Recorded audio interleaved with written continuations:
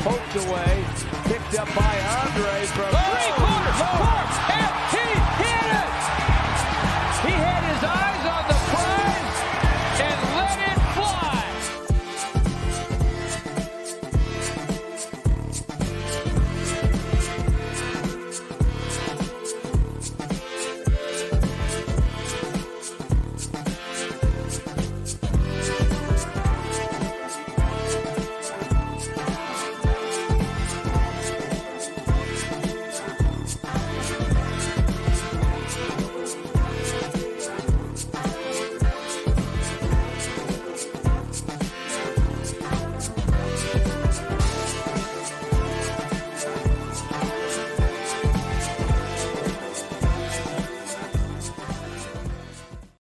What's going on, all you Tandemals? It is another edition of the Tanndemonium Sports Show, broadcasting live exclusively on our Twitch channel, twitch.tv/Vendetta Sports Media. Proud member of the Vendetta Sports Media podcasting network. Go to vendettasportsmedia.com to get all of our content. You can also check out our YouTube channel, youtube.com/Vendetta Sports Media.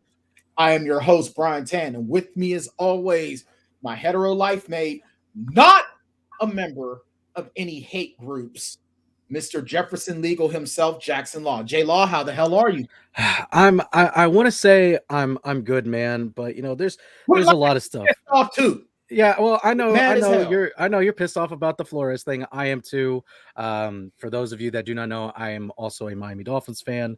So it has definitely been an interesting past 5 hours, if that, but not just that too, because I'm supposed to go to the Reese's Senior Bowl this Saturday to help cover with it. You still got COVID? You still got the play? I think I may have COVID. Not only that, but there is also an ice storm that is moving into my region that is threatening to smack us right in the face. So you ain't here in the heart of America. So you ain't just peeing out your butthole, but you got to deal with the ice. You got to be Elsa on top of it. Yeah. So I am getting a test tomorrow. If it comes back negative, then I'm going to try to book it down to Mobile a day or so early, hopefully miss the ice, and still go down there. He's trying to go to Automobile. It is an uphill battle, but Cam's down there doing his thing. He's doing a great job for us covering the Reese's Senior Bowl. So yeah, shout out Cam. It's been fun to follow him all day on Twitter. And of course, if you're taking a look at the bottom half of your screen, we have a special guest with us tonight.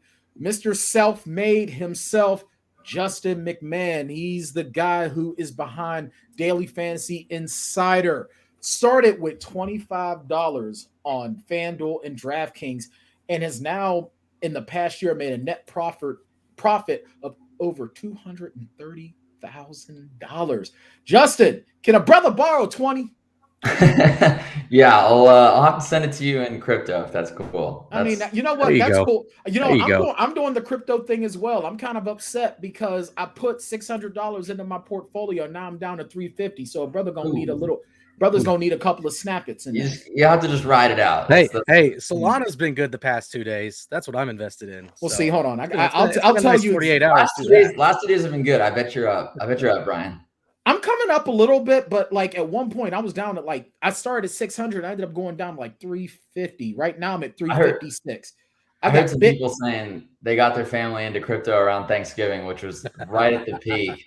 So I don't know if they'll be invited back for next Thanksgiving. Probably not. Well, see, I got Bitcoin, Shiba Inu, Ethereum, and Fetch. Okay. So I'm an ETH maxi. I think that Ethereum is the future platform that will win out. Too. All right. Well, you know what? Here we go. Here's fingers crossed because I got a 13-year-old to send to college. So here's the thing, Justin. There's a lot of stuff. Now, I'm not a fantasy sports guy. I'm not even gonna lie. I have no patience for any of it. But it's a big deal here.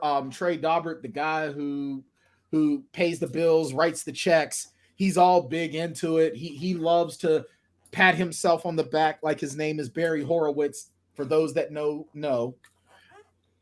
feeling what is your secret in dealing with fantasy sports to the point where you went from $25 being broke as all hell, living in Chapel Hill, to now you worth bank? Yeah, and I think that the bio on our website, I'm glad that you read that, because that makes me realize that I need to update that. So he's worth more. I think that's a few years old. I was thinking, like, what is this from? And it must be on our website. Yeah, I got to update that. So thank you. Yeah, not a problem. Not a problem. But yeah, it's, I was one of the first people to identify something in baseball that now is just super common practice. Everyone looks at it for fantasy, which is the concept of reverse splits, where like a right-handed batter is actually better against right-handed pitching. Because typically, the normal splits, you'd expect righties to hit lefties better. So right. I kind of started out by just hammering those spots wherever, sometimes there'd be a right-handed pitcher who was worse against righties, and then I'd find the right-handed batters that were better against righties, and then I would just really target those spots, and nobody else was taking those guys. So I was getting them all to myself, and then if they hit a couple of home runs, I would take down all the contests. So that was kind of how I got started, and then over time, we had to keep getting more and more advanced. Now our product is really a lot of game theory and helping people understand that, if most people think this is going to happen, here's kind of what we would expect the odds of each of these scenarios playing out. And this is the scenario the least people are targeting. So if you build for that scenario, that's where you have the most upside, because a lot of the contests now on like DraftKings and FanDuel, they're so top heavy with like $1 million to first. And, if you're 10th, you only win like $2,000. So it drops off so quickly. You got to be more contrarian and try to go for those top prizes. Wow. Jackson, you got a question? Yeah. So just like through your website, to your readers, to your audience, when you put out your plays and everything, I know you kind of talked about it a little bit just now, but first off, is it just baseball, or do you do like all types of sports? We cover pretty much every sport. Yeah, everything that's on DraftKings and FanDuel, and then we even do some sports betting stuff. We did one for the WWE event last week. We had coverage for that. So we go all the way to the fringe sports.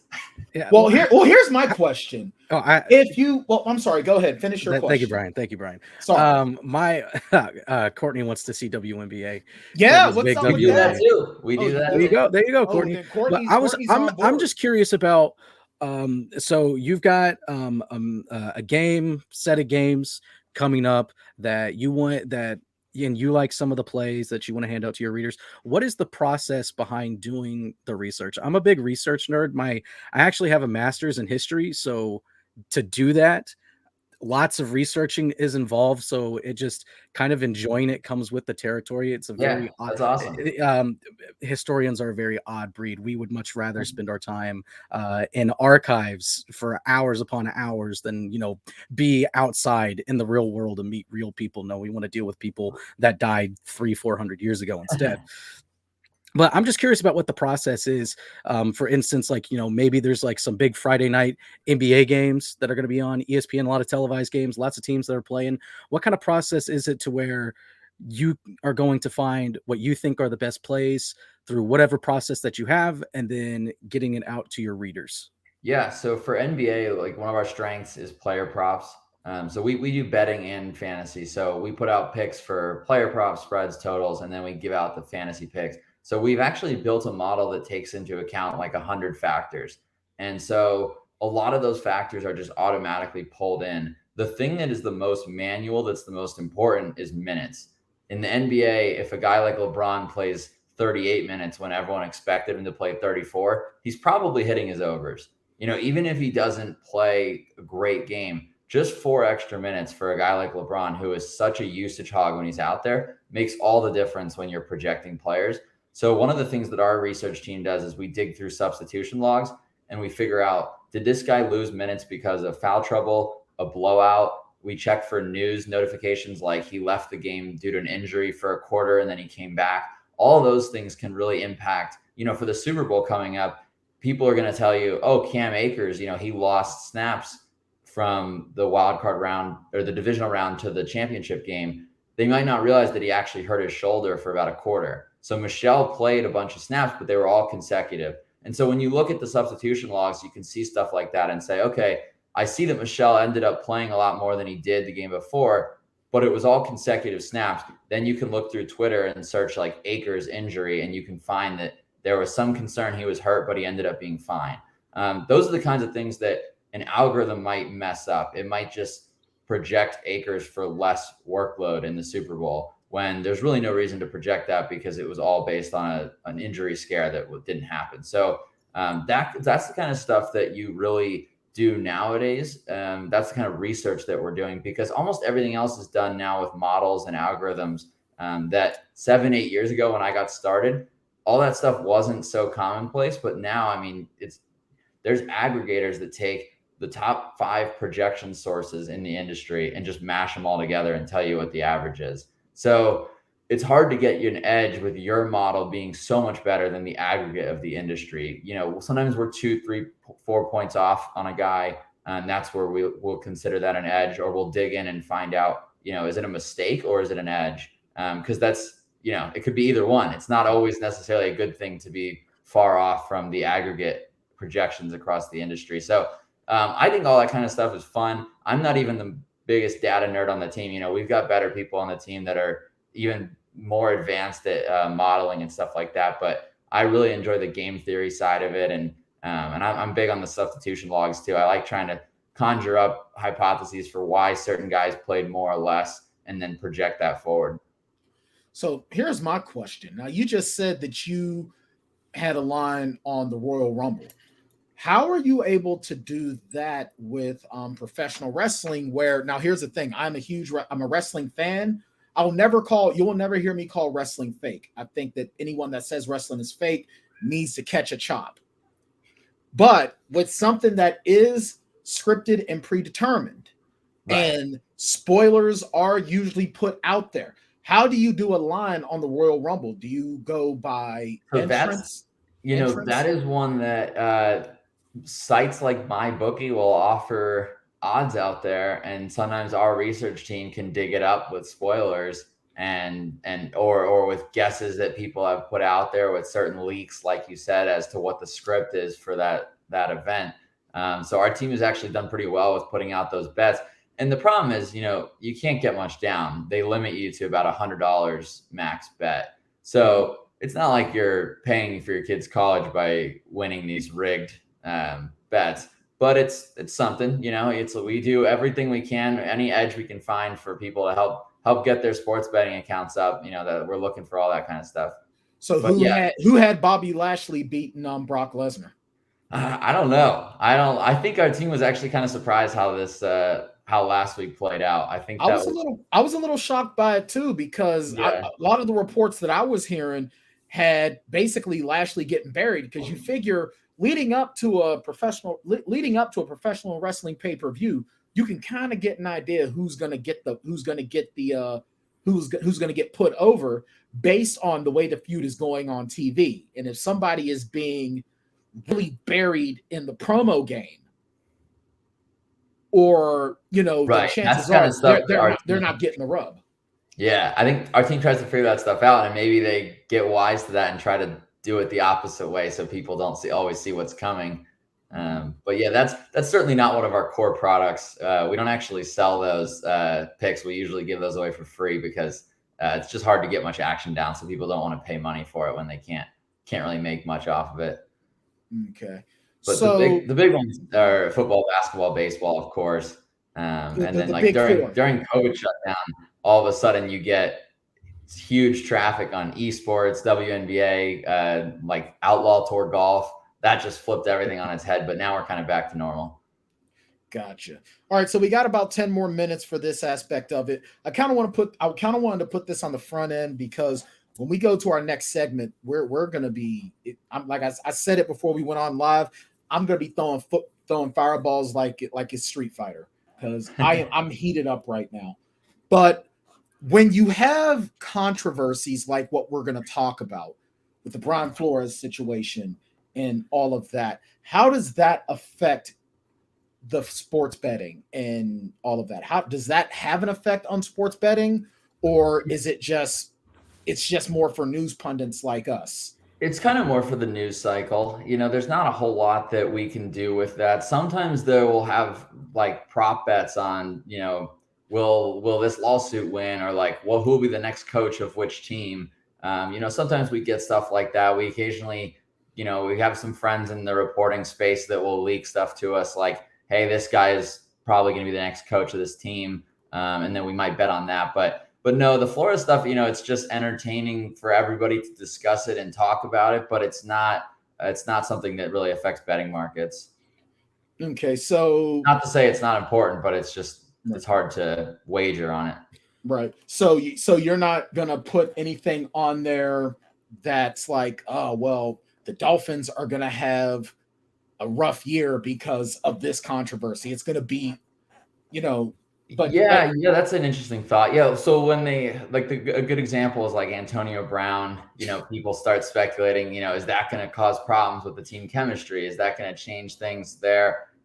We try not to factor that, like worry about that too much. The one thing that we do factor in that plays a pretty big role is contract incentives. So that's kind of a bit of a narrative. Like I don't know if you guys saw the video of Gronk telling Brady, he's like, "Hey, I need one more catch."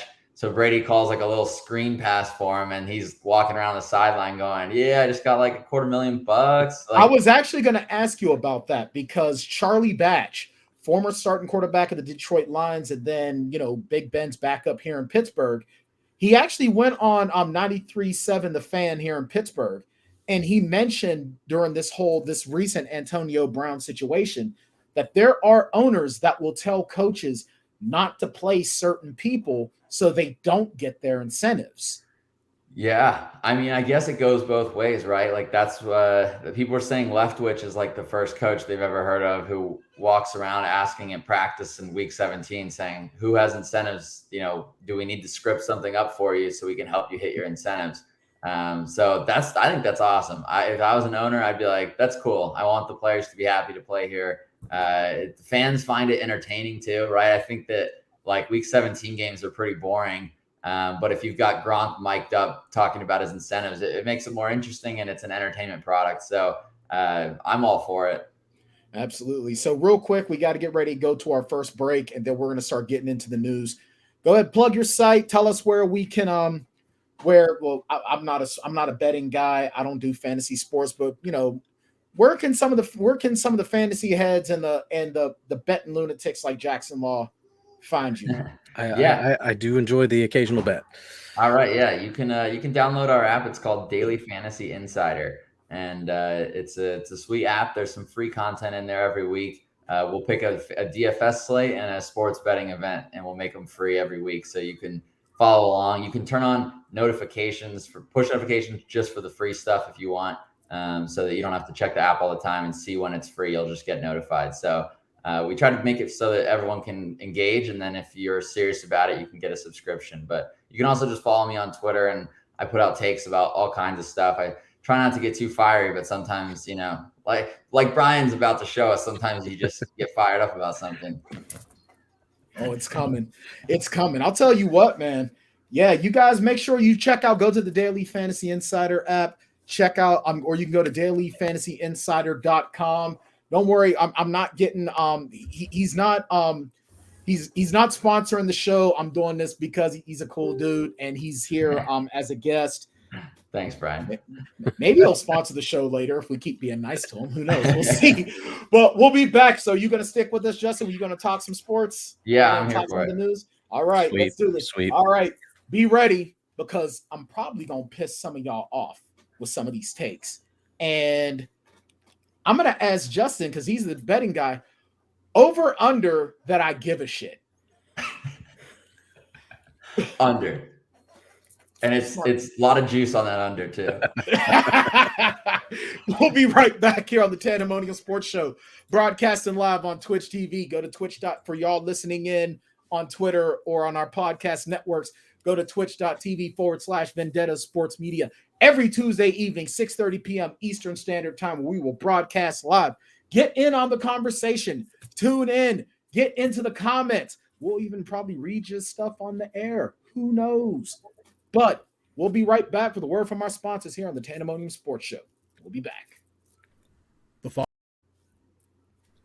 The following broadcast is brought to you in association by XP Coffee Company.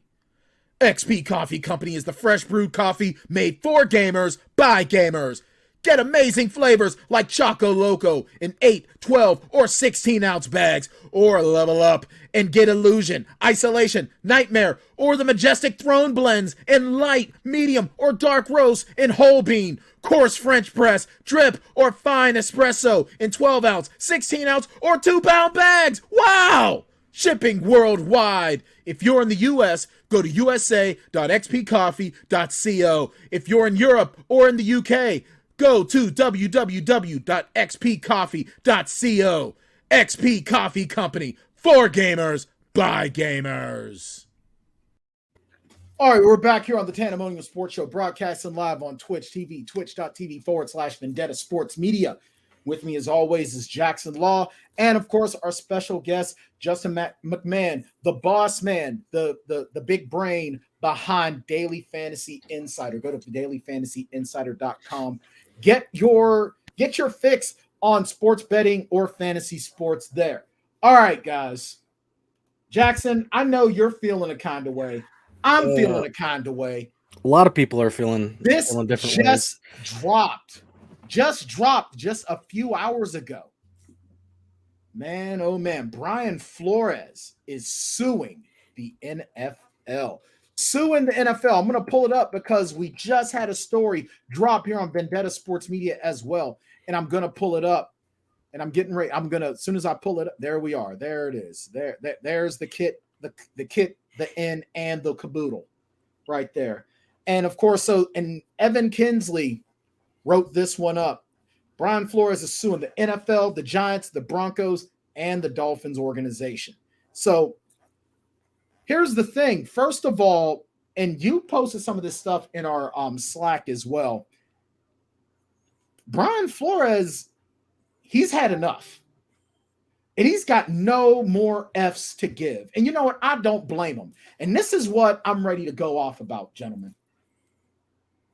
A lot of people got caught up in their feelings when Colin Kaepernick compared the NFL to the modern day slave trade. Oh, no, that's not the case because you're getting paid. But when your entire industry is built on the backs of people of color, over 70%, 70 to 75% of the NFL is Black or Hispanic. You're making money off of those bodies. But now they're good enough to be on your teams, but they can't run your friend. They can't run your teams. They can't be the head coaches. We only got one black head coach now, and that's Mike Tomlin.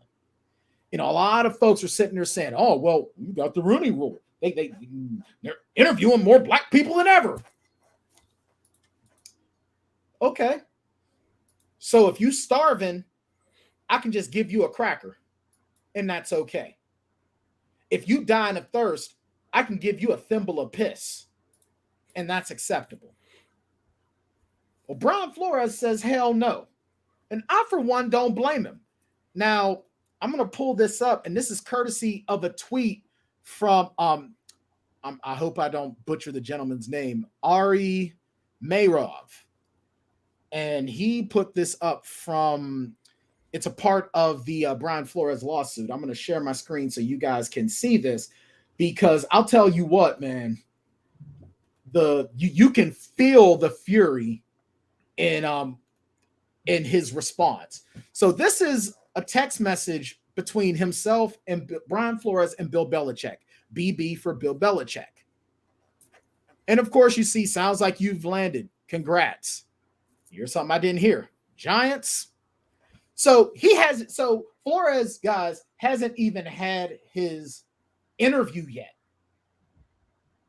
And here's Belichick. Hey, congratulations, you got the job. And then, of course, you know, Belichick now has to backpedal a little bit. And then, Coach, you're talking to Brian Flores. Are you talking to Brian Flores or Brian DeBoll? Just making sure. Sorry, F this up. I double-checked, misread the text. I think they are naming the ball. I'm sorry about that. Thanks, Bill. I can feel that I've had enough of this in that thanks, Bill, because I have sent many an email and had many a tone toward coworkers and jobs when I've run into some BS. Now, all this stuff that came out of Miami, Jackson, is that Flores was essentially fired because of issues that he had with Tua Tagovailoa. And Flores wanting control. Which, if you've taken a team that's essentially been a dumpster dweller for the last forever, since Marino retired, and you have this team with a winning record, not to mention the fact that you start one for my waistline, and then you finish the year with a winning record, just barely miss the playoffs, and then you get fired. That's a problem. That's a big problem. And then now you're essentially being fed soybean burgers and given these fake ass interviews, especially where he said when he interviewed with John Elway was late and hungover. What the hell is that? Jackson Law, I think this is a long time coming. This is a long, long time coming. Yeah, I mean, and it just gets worse too with the Flores situation. I always felt like Flores's first year in Miami was 100% a sabotage and a tank job. I remember even that was one of the first articles I wrote here at Vendetta. Was it just felt that way. It gave off that vibe. And then in the lawsuit, it comes out Flores accuses Stephen Ross, the owner of the Dolphins, of offering him, what was it, $100,000? $100,000 each game to tank for every loss. Every loss. That is insane. That is absolutely insane. If that is true, which Miami, as far as I have seen on Twitter, has not denied it yet. The Broncos have put out a statement. The Giants have put out a statement about what happened with their accusations from Flores. Miami has not, and that's got me kind of worried as a fan. And just the whole Deshaun Watson situation that supposedly Flores met Ross and even Watson on Ross's yacht. Yeah, he was on his yacht. To collude and to discuss getting Watson there. And then it's like one of the reasons why they're moving off from Flores is because he was pressing so hard for Watson, and Chris Greer and others in the front office still believe in Tua. And that's kind of what they're wanting a coach in now, is someone that believes in Tua. And, I didn't think that Flores was the greatest coach, but he definitely isn't such a bad coach that he deserves this type of treatment. And I mean, the guy went out on the field ready to fight with his team. Yeah, no, he at least had my respect for some of the stuff he did in Miami. Was he a perfect coach? No, absolutely not. 4 different offensive coordinators in 3 years of coaching. That's not a recipe for success. It's especially not a recipe for developing a young quarterback who was coming off a massive hip injury, which, again, I keep telling everybody, it's the same hip injury that sidelined Bo Jackson many years ago. And Bo Jackson was never the same athlete. Injury that ended Bo Jackson's career. Exactly. Only type of, I remember the doctors were saying that the only time that they see this injury is in massive major car wrecks. They don't see it from someone getting hit on the football field. That's how bad that injury was. And Tua's finally starting to come back from it. But Justin, it does feel like that he is just like being used for the Rooney Rule, especially when teams have already made up their mind on who they want to hire. I mean, that's been a problem long before Flores, right? I mean, I feel like this is what you hear so often. I mean, I even hear this. I talked to a guy who's high up at Wells Fargo, and he said, "Yeah, we already picked our candidate, but now we have to hire a woman and a minority before we can declare it." And so then I was like, "Well, I feel so bad for whoever you guys are gonna have to interview." And they're like, "Yeah, I know, it's a really shitty process."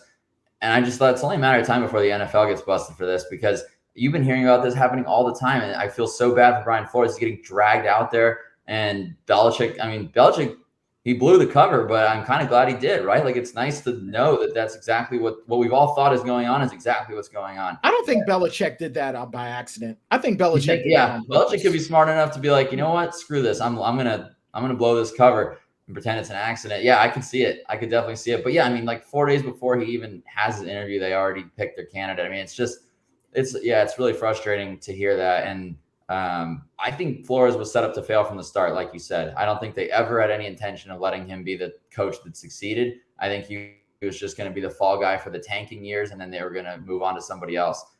So it's frustrating to see that for him because I thought he was a pretty decent coach. I thought the players seemed to like him okay. I think it's reasonable to move on from a coach if he's disagreeing with the front office on the direction of the franchise quarterback. But that's just one factor of many that it seems like that he was mistreated. If that was the only factor, then I wouldn't say that he has much of a claim if that was the only thing they did. But it's just a whole host of things that it looks like the Dolphins are, like you said, they haven't said anything denying it. They're probably just preparing an apology statement. They probably have no idea what else to do. They're just going to be like, shit, our bad. Well, the thing is that whether you're the Dolphins, the Broncos, or the Giants, there's really nothing you can say because the proof is in the pudding and it's in the history. Now, here's the thing. You're going to get a bunch of, well, they may not all be banjo picking, cousin screwing, sister watching through the peephole while she shower idiots. But there are some people out there that'll sit there and say, why do you all have to make it all about race and blah, blah, blah, blah, blah? Because when you live in a country that was built on the backs of minorities, slave labor, you may want to sit there and you want to tap dance on the moron train that the former president likes to ride on with that idiot Ted Cruz and all the other idiots in Washington that want to sit there and run their mouths and act like, oh, well, we're not racist at all. We just all happen to be one color and we don't care about anyone that doesn't fit our demographic. You may want to swim in those waters and be stupid, but don't you dare ever call yourself trying to be like, no, why does it all got to be about race? And then you want to whine about critical race theory, which isn't even being taught in school. The reason why you want to give it the scary name of critical race theory, and the reason why you don't want it taught, because, we don't want Timmy and Johnny and Sally and Susie to know what the real history of American. It's not revision. It's American history. And F them as well. Because I remember I had someone try to tell me, well, I don't see why Black people are so mad. We have an entire month for Black history. Oh, I'm sorry. The shortest month of the year. And our history is actually American history.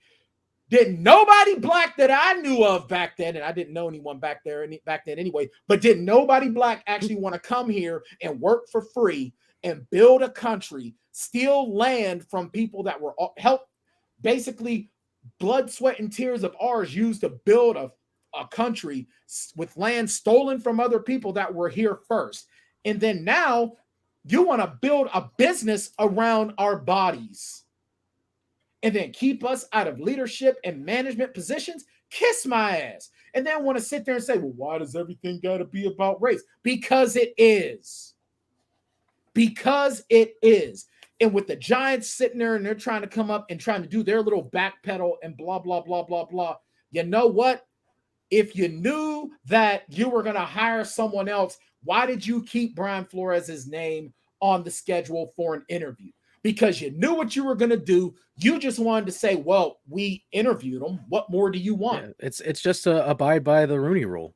Right. We're all in agreement on that. That makes it even. That's the only reason why Flores worse. was getting interviews. The Bears had their guy. The Broncos got their guy, which I feel like the Broncos hire, even though they said it's not true, I 100% believe it's for going after Aaron Rodgers. And then the Giants had their guy. Right. So, well, not to mention the fact, and then you've got Brian Leftwich, basically, and good for Brian Leftwich, standing his ground against the Jacksonville Jaguars, saying, yeah, sure, I want the job, but I'm not going to work with this guy because Balaki he's a cancer. He's an absolute cancer, and he sucks at his job. And good for Byron Leftwich for standing up for himself. But you got Byron Leftwich, and then you get all these people that are sitting there trying to diminish his ability by saying, oh, well, he had Tom Brady. Well, then you know what? Then you cannot call Bill Belichick the greatest coach that there ever was because he had Tom Brady for 2 freaking decades. So, no, you do not get to diminish Byron Leftwich by saying, oh, well, he had Tom Brady. No, you don't get to do that. And not to mention Eric Bieniemy, who is probably one of the greatest offensive minds out there right now with what he's done with Patrick Mahomes and this Chiefs offense over the last few years. That man can't get a job. Come on. But no, this is people wanting this country, wanting everything in this country to remain the status quo. They want to keep America white. They want to make sure that no person of color gets even a footing. And if you even remotely try to use the argument of, well, LeBron's a millionaire, kiss my ass. And, oh, Michael Jordan, so what?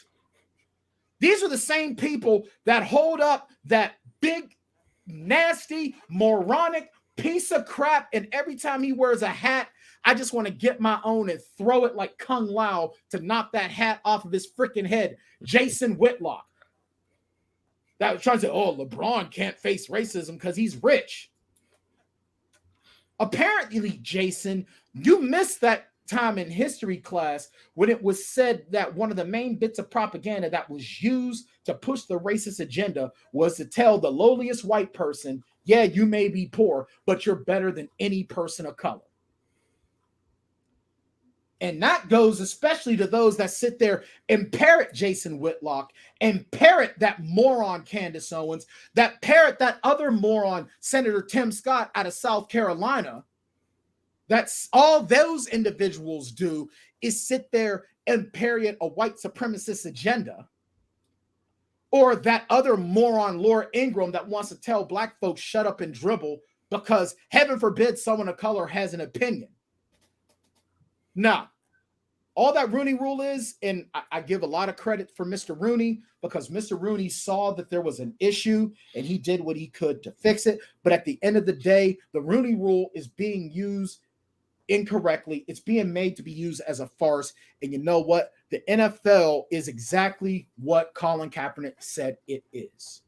What kind of adjustments do you think they could make to it in the next few years? Like, I think there will be some adjustments after this Flores situation, right? Like, they have to do something to ameliorate the situation. What kind of adjustments do you see them making to the Rooney Rule, or maybe implement an entirely new set of rules to actually make this situation right rather than the farce that it is right now? See, that's a good question. And that was actually going to be my next point. It's hard to fix this now. It's really, it's almost, I have to give a lot of credit to some of these owners because they, like a lot of other individuals, you can call me a conspiracy theorist if you want, but they've done an amazing job at destroying it because now a question is going to be asked. Was this person hired because of their skills or just because is it another quote unquote affirmative action thing? Which, let's be honest, affirmative action helped white women more than it helped black people. Let's be real. The only thing that I go ahead. No, but I was gonna say the only thing that I could think of is if like the league gets more heavily involved in the process of the hiring process of coaches, like, but it's like I don't know how they would enforce it, and I don't even really know. I'm just thinking out loud, like unless it's like there's like a daily report that they have to send to the league or something. I don't even know how you could really, truly, honestly enforce it to make it 100% better than what it is now. You know, I don't know if you can. I mean, they've tried to throw like incentives around. Like I know you get a couple extra picks in the draft if you have an assistant coach that is like a black or assistant coach that ends up becoming a head coach somewhere else. But then you get into situations where it's like they could just potentially be one and dones and be fall guys. Like I'm forget his name, but in Houston this past season, he was one and done. I thought he did an okay job. Davis Mills looked like QB1 down there. It looked like they were. Yeah, just incentives and to cover their backs and saying, see, we hired a black coach, and that's the problem. And that's the problem though, is that now you get these coaches that are basically just used as figureheads, and it's all a farce. It still becomes a farce. One of the first things that I think needs to happen is that you need to get a black owner. Like you need to get a black owner. That's number one. There are 31 white owners in the NFL, and the only owner of color is Khan. Yeah. That's it. And I mean, other than that, like there's no way around it. Or maybe these teams start hiring black presidents or black GMs. With Miami, man, Ross, first off, if the bribing for tanking is real, is accurate, he needs to be forced to sell the team. Okay, the league needs to come together and force him to sell the team and sell it to a collective of like Miami bigwigs. So like Rick Ross, DJ Khaled, Dwayne Wade. Let a group come in and buy it like that. So like Miami legends. Yeah, exactly, and just let them run the organization and let Dwayne Johnson put someone in place. Exactly, just bring them all. Let The Rock run the Dolphins. He'll rename them the Miami Rudy Poos, or and their mascot is going to be Jerry Jabroni. I'd be all for that. And like in their color scheme and logo is an eyebrow. And it's an angry looking wrestling guy giving someone an elbow. Bam! There you go. I would switch allegiances in a heartbeat. I think they'd be the most popular team in the league on day one. You imagine how badass those jerseys would look? And every time before the team goes to take the field, you just hear, "If you smell what The Rock is cooking." And then they just take the field. Like, that would be badass. But all joking aside, though, with all white receivers, that would be hilarious. You have like Cooper Kupp and Steve Largent, Scotty Miller. He's just right down the road in Tampa. Yeah, you get Scotty. Wes Welker comes out of retirement. Yeah, Wes Welker and we already Julian tried that. Edelman. Welker and Julian Edelman come out of retirement. I think Wes Welker. Sean Switzer somehow gets a job as a wide receiver. That would be hilarious. And two is just like, who do I throw to? Somehow you get John Cena playing on the defensive line, and he sets the sack record because no one can see him rushing. But at the end of the day, this issue is just a part of the deep-seated systemic racism that's in the NFL. That's the bottom line. That's exactly what it is. And a lot of people will sit there and say, because I had a lot of folks try to tell me, well, slavery ended, blah, blah, blah, let it go. Bitch, please. Y'all still mad at Michael Vick. Settle your ass down. All right, for real. Here's the thing. Slavery might have finally been abolished over 100 years ago, but you know what? Jim Crow was only about 60 some odd years ago, only about a generation or two ago, and we're still feeling a lot of that. A lot of the laws from back then are still on the books. There needs to be a big change. And I'll tell you the truth, this is yet another black eye with the NFL, and you're hearing a lot of people already saying that they haven't watched a down of the NFL since Colin Kaepernick being blackballed. You're going to have even more people now. But the NFL ain't going to make any changes, guys, until it starts to affect their pocketbook. When the NFL starts losing money, that's the only time that any of this is going to change. But good on Brian Flores, because, look, I'm sure he knows that his chances of ever coaching in the NFL again are pretty much slim to none. He's going to have to take a job in the USFL or the XFL or go back to college. So I give him all the credit in the world. Like you said, he can coach a hell of a defense. I feel like someone should be not calling him up to be a defensive coordinator somewhere. One of these new coaches somewhere should. If I'm Brian Flores, I don't go back to the NFL for anything less than a head coaching job, because at this point, it's about the principle of the matter. It's the principle of the matter. That's true. I don't know. All right. And honestly, and this sort of piggybacks to me on something that's been going on in the UFC and MMA, and that's the bit of a feud that's going on between heavyweight champion Francis Ngannou and Dana White. But we're way over on time. We got to take another break here on the Tanndemonium Sports Show. We're broadcasting live. We're going to touch on that a little bit, and then we're going to go over AFC Championship weekend, because I did not see this coming. I was ready, Jackson Law, to proclaim my brilliance that I called, me, Brian Tann, called that the Super Bowl would be Chiefs, Rams. I called that. And then those damn Cincinnati Bengals had to get in my way. But we'll talk about that more in our final segment. Broadcasting live here on Twitch TV, twitch.tv/Vendetta Sports Media. Proud member of the Vendetta Sports Media Podcasting Network. We'll be right back. Hey, you.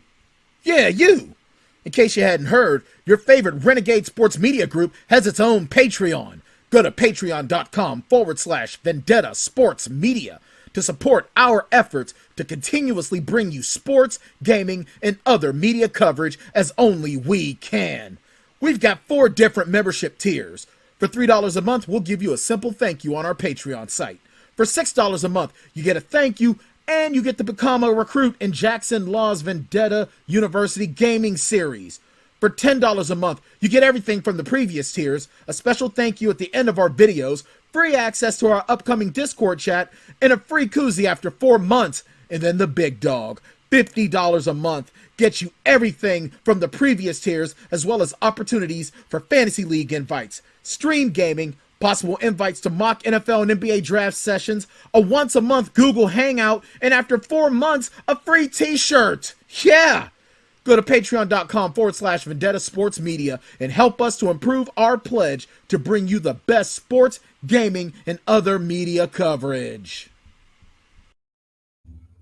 All right, we're back on the Tanndemonium Sports Show, broadcasting live on Twitch TV. I'm joined as always by Jefferson Legal himself, Jackson Law, and of course, Justin McMahon, the boss man himself, the man behind dailyfantasyinsider.com. Justin, when you agreed to come on the show, you didn't know that it was going to be like this, did you?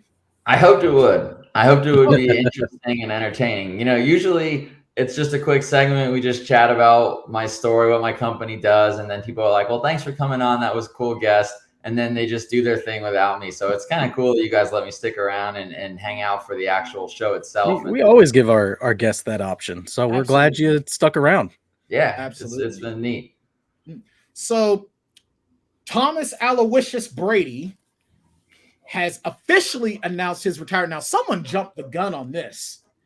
They said as soon as the game was over, it's like, yeah, Tom Brady's retiring. So I think Tom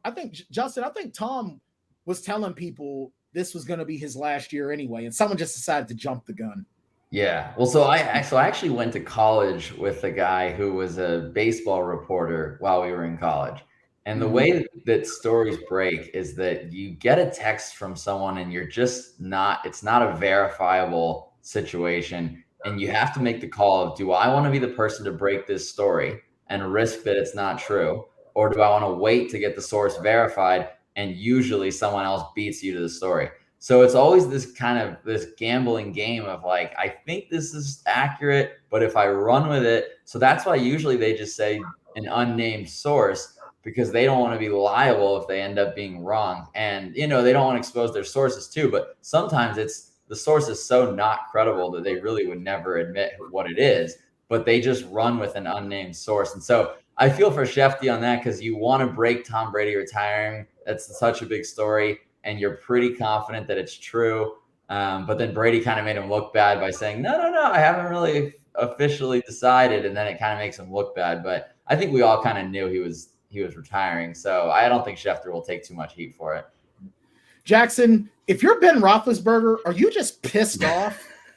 Because it's like, dude, you've been. Just one more time. You gotta upstage me. One last time, asshole. Yeah, and you know, they're probably going to be both first ballot Hall of Famers. Well, Tom definitely, and I'll go ahead and throw Ben in there as a first ballot Hall of Famer too. And it's all going to be about Brady getting into the Hall of Fame. It's not going to be really anything. It's like, oh look, and here's Ben too. He had a pretty good career. He won 2 Super Bowls. Yeah, it was okay. That guy was solid. Yeah, he's one of like only 5 quarterbacks not named Tom Brady in the past 20 years to win a Super Bowl. Right? Now, let me ask you this, guys. Do you think that the NFL and the Hall of Fame committee in 5 years, 2027, do you think that they somehow only Brady gets in and then everyone else has to wait till next year? Do they do something that shiesty? I don't think so. Nah. Other people get in. Or do you think in 5 years the bloom will be off of Brady's rose enough that he can share the spotlight? I think that's usually how it goes. 5 years after a guy's career ends, people are kind of over it. enough that though they wouldn't demand that he gets in by himself, because Ben had quite a career. I mean, he's kind of universally not super liked, but he still had a good career. I mean, I don't think they'd stiff him like that. Maybe if he did steroids and he was black, maybe then. There you go. Maybe then they'd stiff him, but you just assault some people and you're white. I mean, you're good. Oh God! And as long as there's no video evidence of it either, you're good. Yeah, that's true. Yeah. If the NFL didn't see it, it didn't happen. There you go. Oh man. So honestly, and I'm not even gonna lie, I've been tired of Tom Brady for the last 10 years. So it's about damn time. That's all I can say. Who do you want to see run the league now? Like which of these young quarterbacks is like, this is the guy I want to be the new Brady who makes the Super Bowl every year? Honestly, I say I like the position that we're in now, because I think it's even better than, you have Brady, Manning, Breeze, the 2 Mannings, Ben and Rivers. I think the fact that we got Josh Allen, Patrick Mahomes, Justin Herbert, who's the other ones? Lamar. Nah, I'm not. Lamar Jackson. Did you put Lamar in there? Not even a little bit. Lamar Jackson is a running back that can throw really, really, really far and hard. The man has 0 accuracy and he can't make the big throws. Now, if he starts working with a real quarterback coach and he develops that game, then I'm all about it. But until then, nah.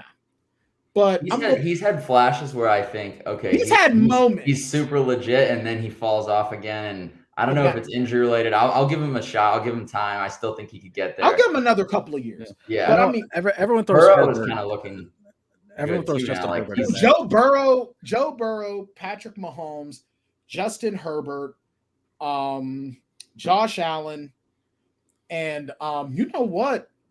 Honestly, I'm not even going to lie. I think that an argument can be made for Derek Carr. I think in the next year or so, I think Derek Carr is really going to start showing a little bit more. And we don't know what we're getting out of Justin Fields yet or Trey Lance. Mac Jones, I don't know. I think Mac Jones is going to be in that tier under. Yeah.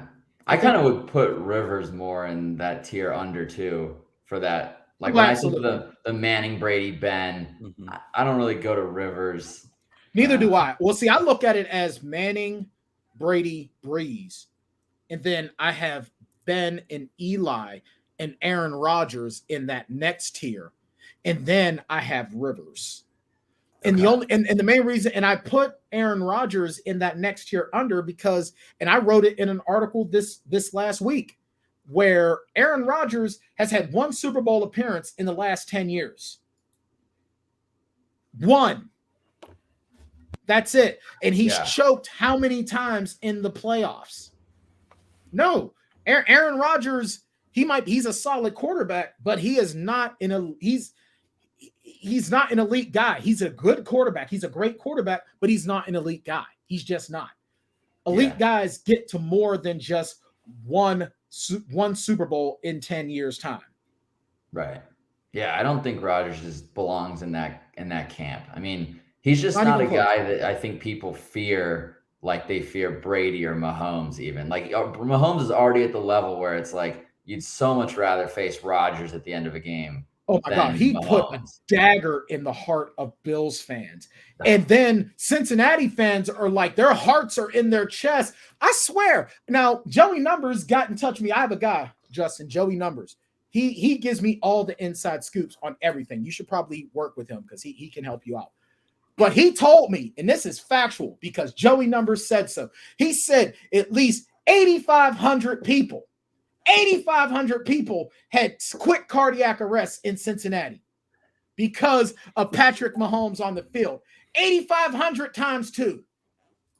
Did you guys see the thing where Mahomes was wearing a heart rate monitor, and when he was on the bench of the Bills game, his heart rate was going crazy, and then when he gets back in the game, it settles down? That is hilarious, and that doesn't shock me. The man has ice in his veins. That's scary. He has ice in his veins. It really is frightening. But I got one more fun thing for you from that game. Oh, please. There's been 7 events in NFL games where the win probability swings by more than 99% in one play, and 3 of the 7 were in that Bills-Chiefs game. Wow.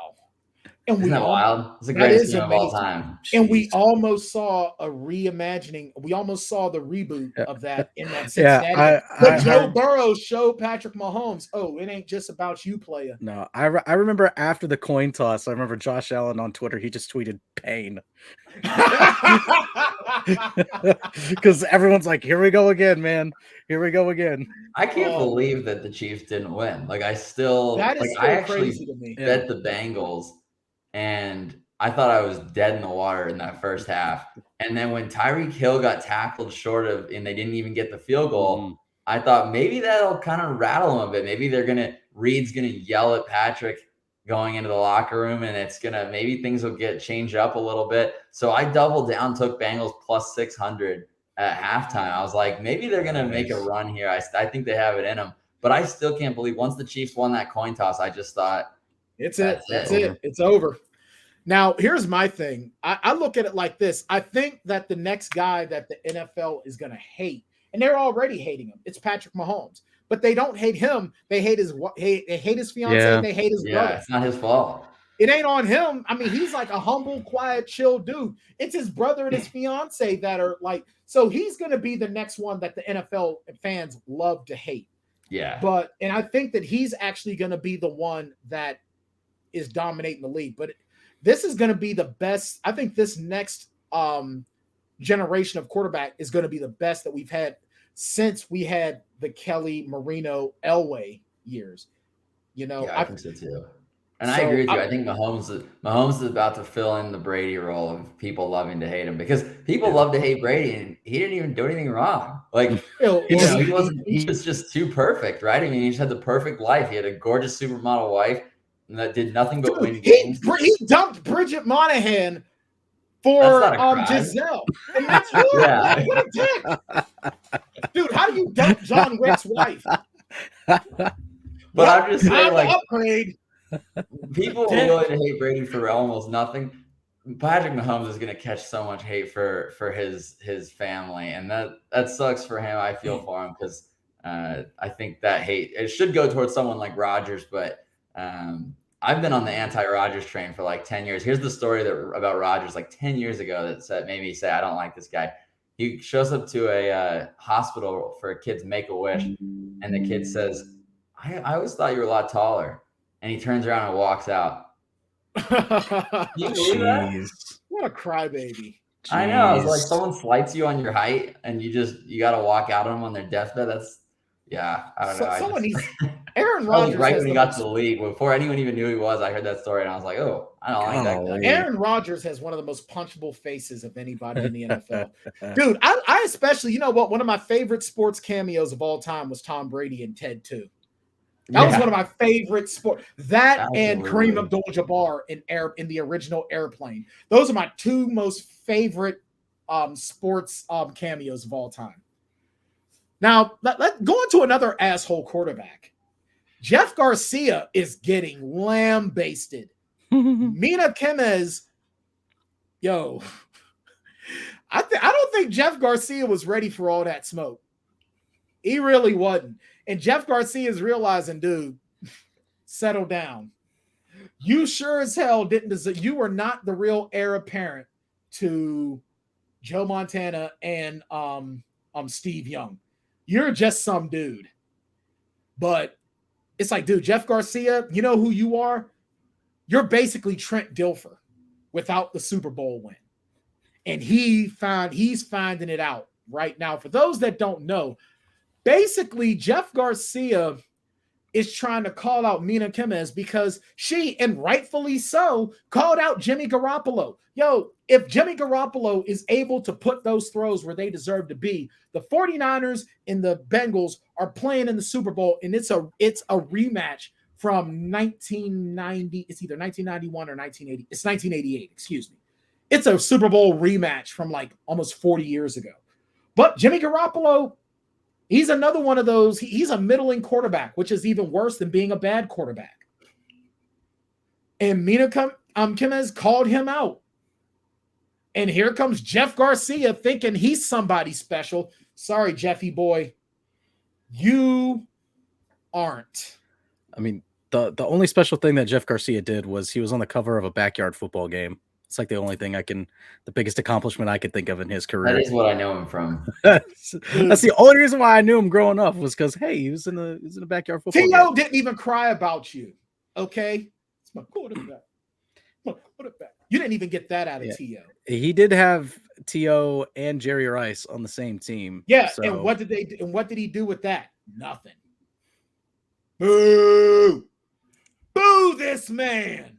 I would like to think that people would boo any former quarterback. Jeff Garcia is nothing special, but even if it was Joe Montana, he was even still alive.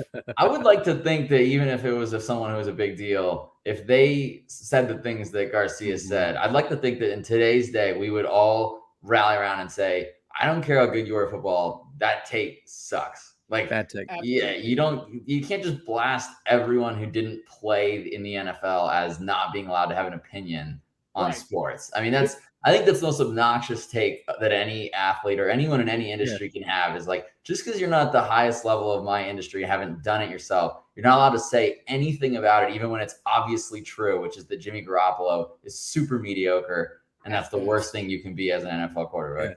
And the thing is, Jeff Garcia wasn't even at the highest of levels. He might have played in the NFL, but he wasn't a high-level quarterback. Yeah, and just because he didn't even make it work, dude.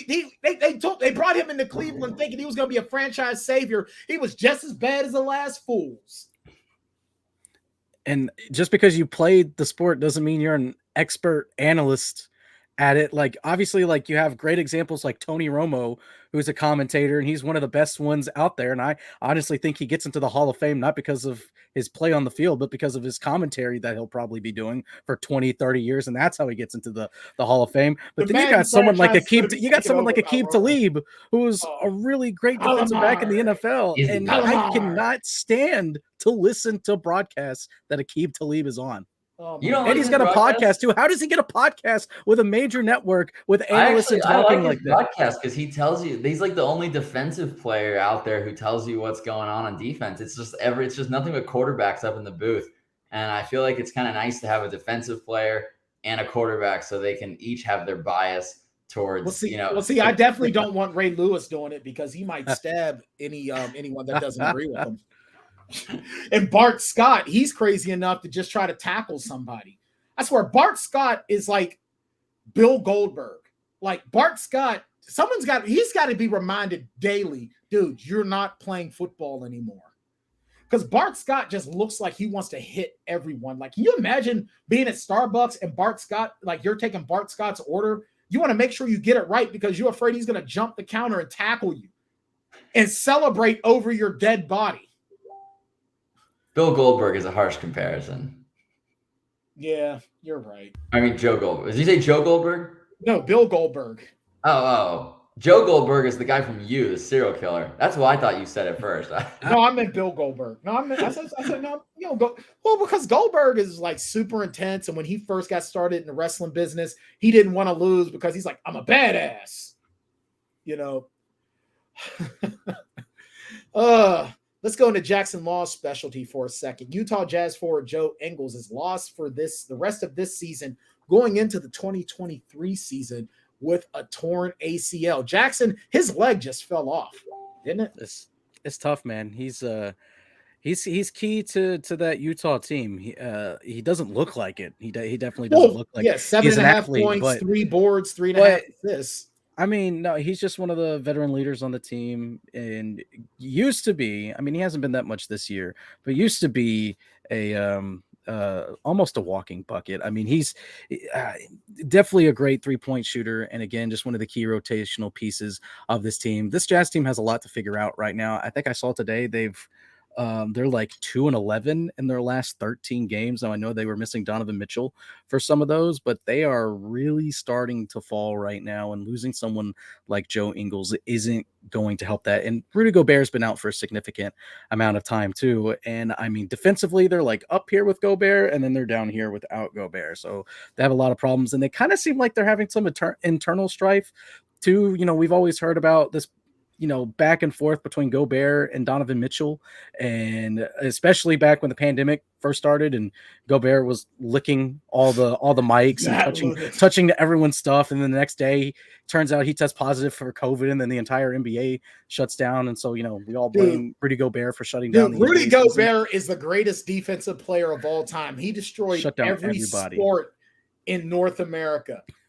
Like, Rudy Gobert is the GOAT. He makes, as great as Bill Russell was at the defensive end of the ball, he can't say he shut down a whole country. Just give Gobert Defensive Player of the Year every year he's still in the NBA. As long as he plays 1 minute a game, give that man the Defensive Player of the Year award. Dude, Rudy Gobert gave everyone in America COVID but me.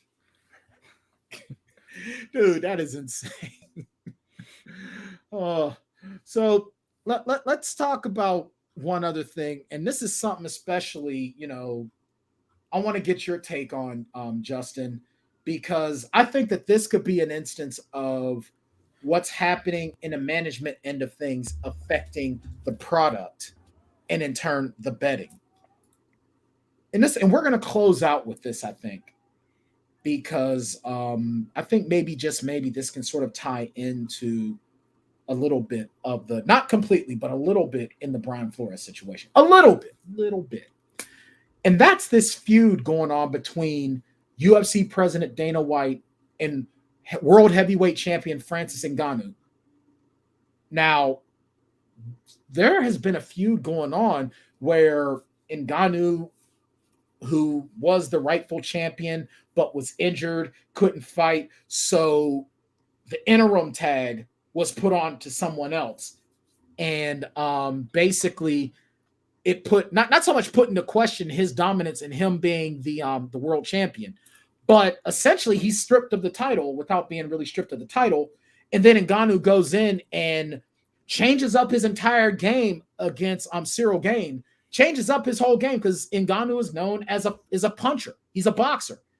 He out-wrestled Gane, wins, and usually Dana White shows up to congratulate the champ and puts the belt on him. He wasn't there this time around, which makes this feud even more newsworthy.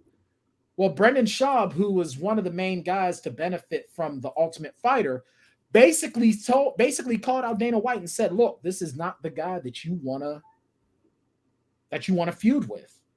So my thing is this, Justin, from a business perspective, how much does a feud like this sort of interfere with the business end of things as far as in the sports betting? Does this cause any issues, or does it just make it more interesting? Well, I think I'd like to see the players get paid more. I'd like to see the fighters get paid what's fair, because fighting has always been the sport that is most wrought with kind of fraud and rigged fights and thrown fights throughout its history. That's kind of been the reputation. If you had to pick a sport of which sport gets the most, kind of criminal activity in the betting markets, it's fighting, because it's a one-man game and there's a lot of money on it. So you can make a lot if you throw a fight. And it's believable that anybody could get knocked out by any one punch, right? So it's kind of hard to throw a game like football. You'd have to make a dozen mistakes to make sure that you lost, for sure. Whereas fighting, you can just kind of take one hit and fall down. So I think the more they get paid to win and to rise up to the top of the MMA would be better for the sport as a whole. It would make everybody more confident that none of these fights are being thrown. Because right now that's a concern. Sometimes you get on these UFC cards, you watch these guys fighting, you don't realize the winner of this fight makes like $30K. Like it's nothing. And there's people in Vegas that are betting, $500,000 on who wins this fight, and the winner is getting, less than 10% of that. That starts to be a concern, especially as legalized sports betting continues to grow around the country. Books are a little wary of taking huge action on fighting right now because of how little the fighters make. So that would be an element that it ties back into sports betting. I think we'd all like to see them get paid enough that, you never would worry that LeBron is going to throw a game. No one could pay LeBron enough money that it would make it worth throwing a game. They couldn't bet enough against him to make that worth it. So for him, because he makes so much money. But yeah, I think that this whole situation was kind of a long time coming. It was only a matter of time before a fighter was willing to pass on enough paydays to get to the end of this contract expiring without renewing it. The way the UFC set this up is just like kind of a legal nightmare. It's one of the things I don't love about America, is that we have these situations where people can just kind of litigate their way into unfair situations, but the people that are in it are just stuck. If you want to say that the NFL is kind of like modern day slavery, I think that UFC is even worse. The way that they've got these guys completely trapped, where it's like, you have to take this money because you need it, but by doing so, you lock yourself into another 5 years of being underpaid, and then your career is not going to last beyond that because this sport is too brutal. So I don't like the structure of the UFC. I would love to see Ngannou win this and kind of make them restructure the way that they pay these athletes, because I don't really think that they're getting nearly what's fair, especially the way this sport has exploded in the last couple of years. They benefited from COVID more than anybody because they were the first sport to come back. So they picked up a lot of new fans when there was nothing else to bet on, and those fans have stuck with them. So they can definitely afford to pay these guys more, and I think they're going to have to. Jackson? I agree 100%, man. More power to the employees for UFC and everywhere. And the beautiful thing about capitalism is that if a lot of these employees, if a lot of these fighters are starting to get unhappy, they feel like they're undervalued, they're underpaid, there's going to be one person or a collective of people that are going to swoop in, get them all on amazing deals, promise them a lot of money up front, a lot of percentages of fights, and start something brand new. And you're going to have some of the top fighters from the UFC that are going to jump ship. Maybe it's promising a percentage of the business. Maybe it's a guaranteed minimum, even for like the first undercard fight that happens that no one's really paying attention to all that much. Like half the arena isn't even in their seats yet. They're still socializing outside the arena or whatever it is, or it's the non-pay-per-view stuff. Doesn't matter. If there's a better base for those fighters, Dana White needs to wise up and realize that there's going to be people, because look what Jake Paul has done, how much the people that are fighting him now. I'm not much of a Jake Paul or Logan Paul fan, but they bring in the money, and the people that are fighting underneath them and the people that they are fighting directly, they're sharing a large percentage of that money with those fighters. And if you've got the internet power like the Paul brothers do, then maybe they're the ones that step in and create their own UFC or boxing, whatever it is, or maybe it's someone else, or maybe it's a collective of ex-fighters that agree with the newer fighters, and they want to see something change. They want to see them get paid more money. So he needs to do that, or that's gonna be what happens, because that's what always happens in a capitalist society if you don't get with the norms. And I want to present this idea to both of you guys here.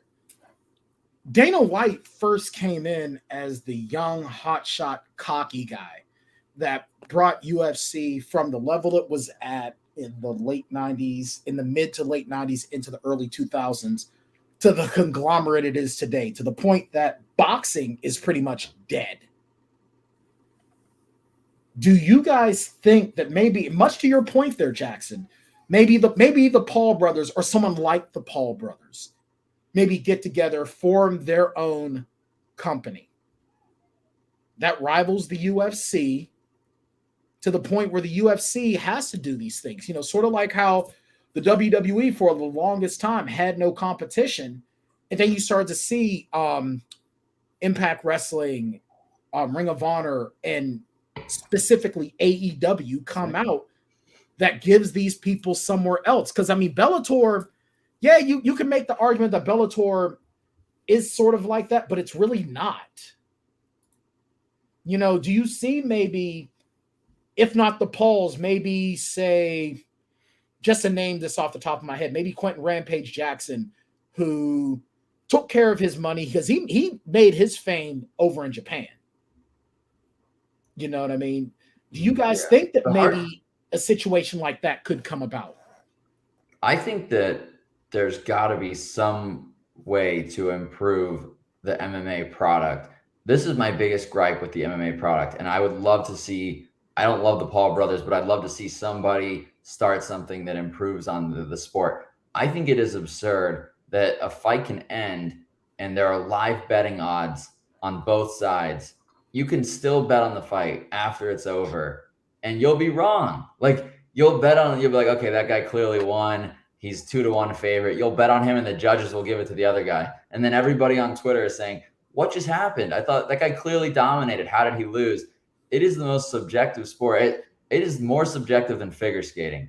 I'm not kidding. Mm-hmm. Like, absolutely. I've had a lot of fights go to because they all, and my Hanshi always told me, don't let the fight go to the judges. Never let the fight go to the judges. Because as soon as you you can do everything right, it goes to the cards, and it's all subjective. And or you're dominating, and it's just one shot or one takedown, one something. And if you get knocked out on one swing, fine, that's good entertainment. It's still clear that you lost. That's how it goes. But if you're dominating and the judges give it to the other guy, that's where it's so frustrating. For me, as a sports bettor, it's like you're watching the whole fight thinking that you got it, you won this, and then they give it to the other guy. It's terrible. Or if they give it to your guy when you didn't deserve it, you don't even feel good about it. You can't be like bragging about that. It's just not at all. All right, I guess I'll take it. Yeah, because anybody who knows what they're talking about will be like, yeah, you know. Yeah. So that's the element of it that I can't believe they haven't been able to clean up a little bit, because that's what makes fans get turned off by it and say, screw this. Like my favorite guy that I was rooting for clearly dominated and still lost. Like I don't, how often do the Lakers play a game and they're up by 20 and then they just declare them the losers? Like that's what makes the product so frustrating to me. So if they could figure out a way to have some sort of scoring system, even if the judges would just tell you at the end of the round what they scored the round as, I think that would help a lot. I don't think it's fair that fighters go into round 3 not knowing if they're up 2-0 or down 1, if it's a 1-1. Like, I think that's a really weird element of the sport, because you want the guys to know, okay, it's 1-1, someone's got to win this round. Or if you're down 0-2, that guy's going to come out like a madman, right? Because he knows there's nothing he can do but get a knockout. I think it would make the sport way more entertaining. So I think there's some rule changes that could be made in a new league and pay the fighters more that could allow it to succeed. I hear what you're saying there, but I will say this as someone who's a fighter, and we got to close with this because I'm being yelled at in the I'm being yelled at in my ear. We got to go, guys. Is that you really don't want to be distracting your you don't want your fighter distracted by the scorecard. Yeah. Plus, there's a lot of the time that your trainer and you know what's happening. So you'll go into a final round fighting even harder because you know what's happening. You know you've been getting dominated. You know. But you know what, Justin, it was so great having you on. We definitely got to have you back again. Great discussion, great topics. And maybe next time we can have you come on the show when I'm not throwing fireballs. I enjoyed coming on. Thank you for having me. Yeah. Make sure you guys go to your Google Play Store or your iOS store and download Daily Fantasy Insider. You can follow Justin on Twitter at Justin Macmahan. And of course, always Mr. Senior Bowl himself, Jackson Law, maybe, if he's done peeing out his butthole. Just follow Jackson. Gotta clear this all up. Hopefully the tests come back negative, and then hopefully the ice storm that's gonna smack my area, the middle of the United States. Hopefully it's not as bad as they're saying it could be. Fingers crossed for you. But follow Jackson at JLaw1995. Follow the show at Tanndemonium VSM, where you'll get my hot takes on pretty much anything and everything that sort of comes up. Check us out there. You can also follow Vendetta Sports Media at media_Vendetta, where we're always putting new content out there. Or go to vendettasportsmedia.com. Whatever works for you. You can get it all. Go to our YouTube channel. Subscribe to our YouTube channel. youtube.com/Vendetta Sports Media. Make sure you hit the subscribe button, hit the little bell icon to get notified of some or all of our content. With that being said, we will be back next week. Hopefully we can have Josh Taylor on, but it's going to be Super Bowl week. He might be a bit busy. We might have to call Justin back if Josh Taylor can't take his regular spot, because we definitely got to talk. What do you have on the over-under so far for the Super Bowl? Who's the early odds-on favorite? I'm still digging into all that. We're still kind of breaking it all down, figuring it out. So I can't throw out anything right now. I try not to just throw out my guess, because if we switch sides, I don't want people to be upset later that we ended up on the other side of it. I'm calling it right now. I think Cincinnati gets the upset win. I'm from LA, so I would like to see Stafford get his. I think Stafford deserves it. I think Burrow will have plenty more opportunities. I don't know how many more Stafford will get, and I think he deserves it after enduring 12 years in Detroit with the worst franchise in football and putting up with it with a smile on his face the whole time. I think he deserves it. Yeah. You know what? Actually, I have to switch my pick, because I almost forgot that Aaron Aloysius Donald, Pittsburgh's own Aaron Donald, is going to be on the defensive line. Yeah. And that Bengals offensive line, to quote Jared Prosser, is smoke. Aaron Donald is going to throw the entire offensive line into the stands. Yeah, Joe Burrow is going to be able to tell us every detail of the ceiling of SoFi Stadium. Oh, yeah. I'm pretty sure that Aaron Donald's going to be so far up Joe Burrow's ass that he's going to know what he had to eat today. So, no, it's not going to be the Bengals. It's going to be Aaron Donald and the LA Rams. I'm calling it now. I got excited for the Bengals real quick. Then I was like, oh, wait a second. Aaron Donald's on the other side of the field with Von Miller right behind him. Ooh, that was a nice Joe Burrow they had there in Cincinnati. All right. With that being said, thank you very much for joining us, Justin. He's Jackson Law. I'm Brian Tann. We got Courtney, Don't Call the Plumber, in the booth with Imani. We'll see you guys next week.